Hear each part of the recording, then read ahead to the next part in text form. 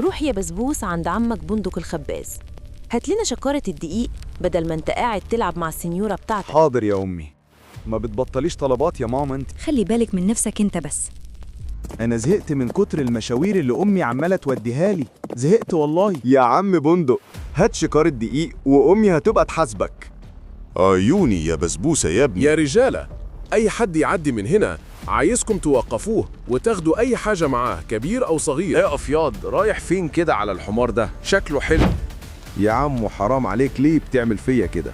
الحقني يابا، الناس ضربوني وخدوا مني الحمار. انت فين يابا؟ عايز تشوف ايه اللي هيحصل مع بسبوس؟ اعمل له لايك واشتراك واكتب له تعليق وقول له ما تخافش يا بسبوس، حقك هيرجع. طلع علي عصابة، سرقوا مني الحمار وضربوني يابا. أنا عايزك تجيب لي حقي. اللي عملوا كده مع ابني مش هيطلع عليهم نهاري يا اخويا يا مشمش. العيال هم يا مشمش، والله ما هسيب واحد فيكم.